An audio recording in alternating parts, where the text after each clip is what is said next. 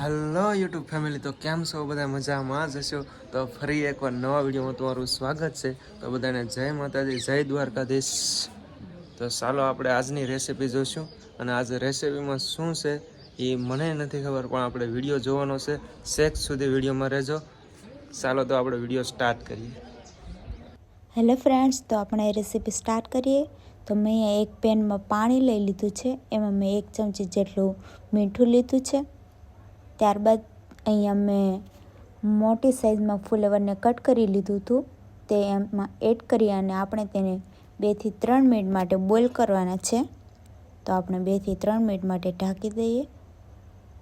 3 minute જેટલું થઈ ગયું છે અને ફુલેવર એકદમ વફાઈ ગયા છે. આપણે તેને એક પ્લેટમાં કાઢી લઈએ.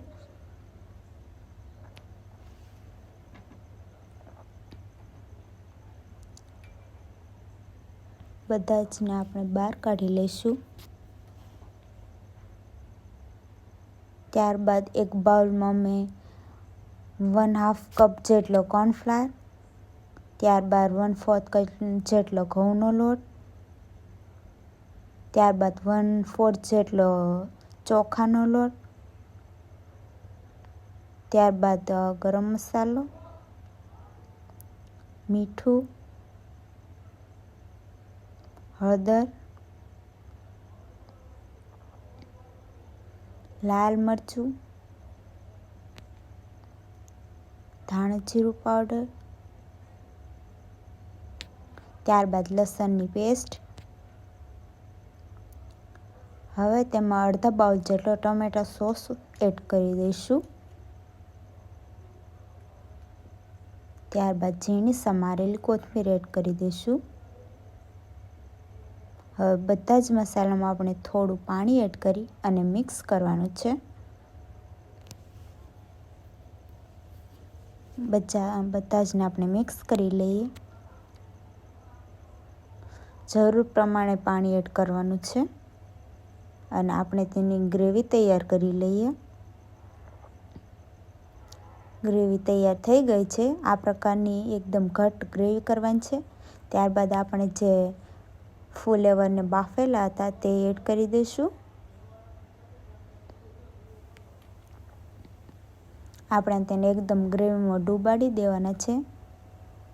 ત્યારબાદ મેં મકાઈનો ભૂકો લીધો છે. તેમાં આપણે તેને એડ કરી દઈશું અને આપણે તેને એકદમ ચોંટાડી લઈશું.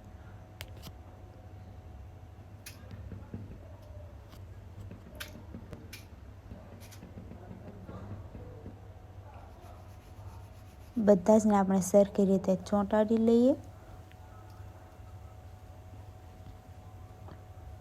જેથી કરીને આપણા ફ્લાવર ફ્રાઈસ એકદમ ક્રિસ્પી થશે. હવે પેનમાં તેલ લઈ આપણે તેને ડીપ ફ્રાય કરવાના છે. તો મીડિયમ તેલ લીધું છે મેં. બહુ હાઈ ફ્લેમ નથી રાખવાની, એકદમ લો રાખવાની છે. તો બધા જને આપણે એડ કરી દઈએ.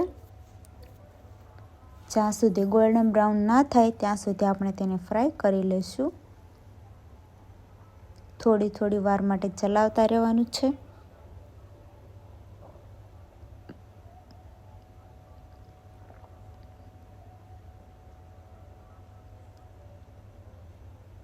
તમે જોઈ શકો છો એકદમ પીળા થવા લાગ્યા છે.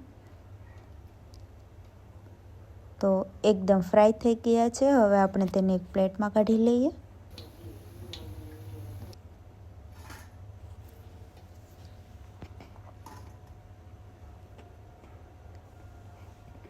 તો આપણા ફુલેવરના ફ્લાવર ફ્રાઈસ બનીને તૈયાર છે, એકદમ ક્રિસ્પી એવા.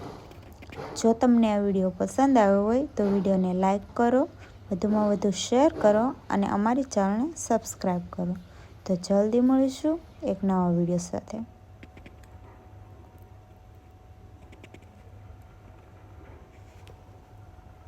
હેલો મિત્રો, તો ફાઇનલી રેસીપી આપણી તૈયાર થઈ ગઈ છે. તો વિડીયો ગમ્યો હોય તો એક લાઈક કરવાનું ભૂલતા નહીં, અને રેસીપી ગમી હોય તો એક કોમેન્ટ કરી દેજો, અને ચેનલમાં પહેલી વાર હો તો સબસ્ક્રાઈબ કરવાનું ભૂલતા નહીં.